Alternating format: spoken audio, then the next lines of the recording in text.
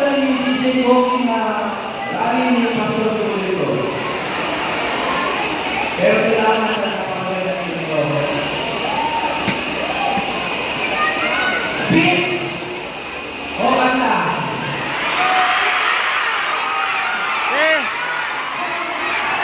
May kasama speech.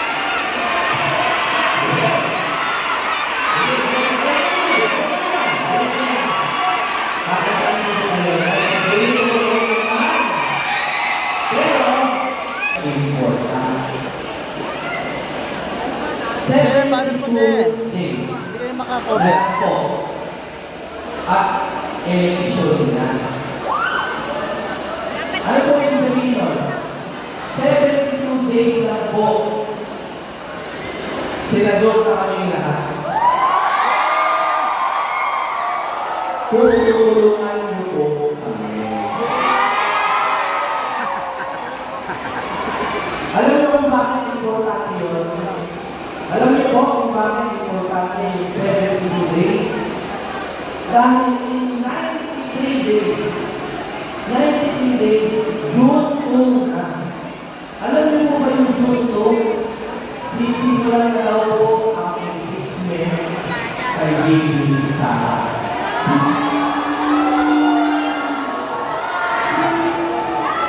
Nakalagay po sa schedule na pinagin na po sa ating Senate President, yun ang presentation ng articles of impeachment to the plenary. Papayag ba kayo yun? Dahil alam niyo po, 151 days na lang at start lang ng impeachment trial mismo.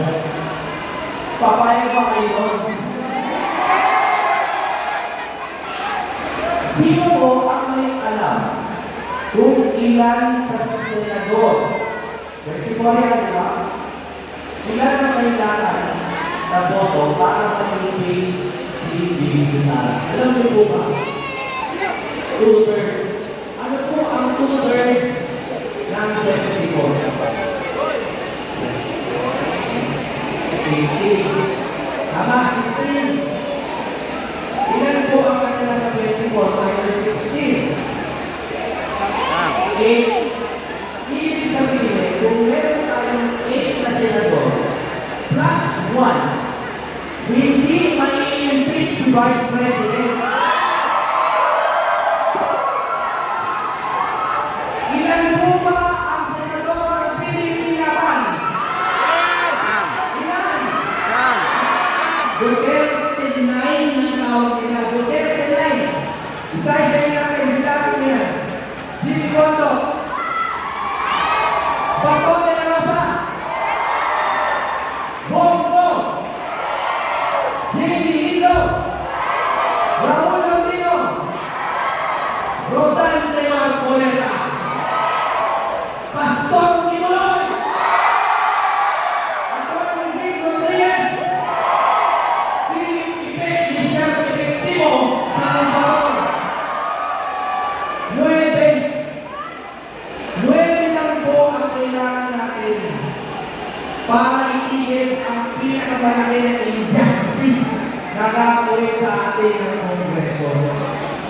Papayag ba kayo na 32 milyon ang botante ni Bibi Sara? Tapos, 16 na senators lang matatanggal na ang Vice President.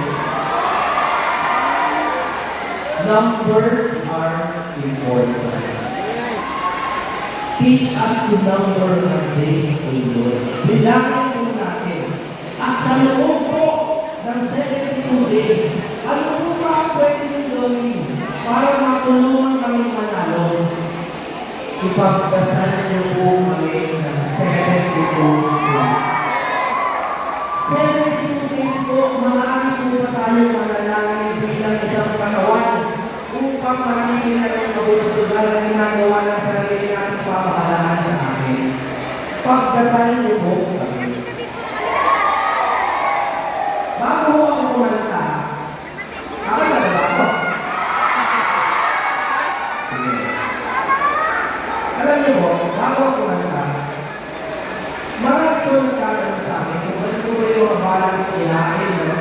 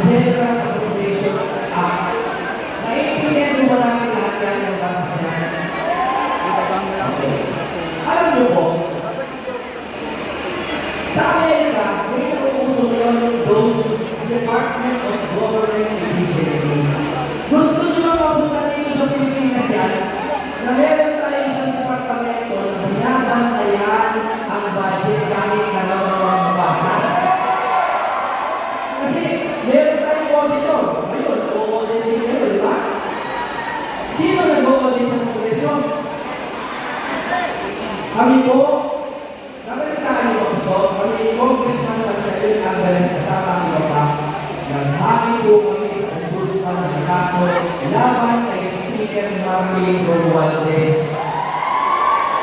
Dahil po, doon sa falsification na naganap sa ating budget. Alam niyo yung mga blanco bukas sa budget? May blanco? Alam niyo po ba? Paano nagkaroon bigla ng budget? Ay blanco bigla sa kalaban. Kasi nga po, dumataan sa kamay ng mga tao, kailangan po tayo mag-digitize. I-digital na po natin pati pagpasa ng batas para masunod ang mga binoboto ng mga kongresista. Kasi ano kaya kayo, lahat kayo, bumuboto, lahat kayo, sinasabi sa congressman, bigyan kami ng ganun mga pagkalaman nila yan, sa kongreso, pagkalaman nila, pagdating mo sa tuktok sa mga bayan ng biglang binabago. Kapayag pa kayo, kailangan po natin ng true reform. Reformahin po natin ang bayan ng Pilipinas.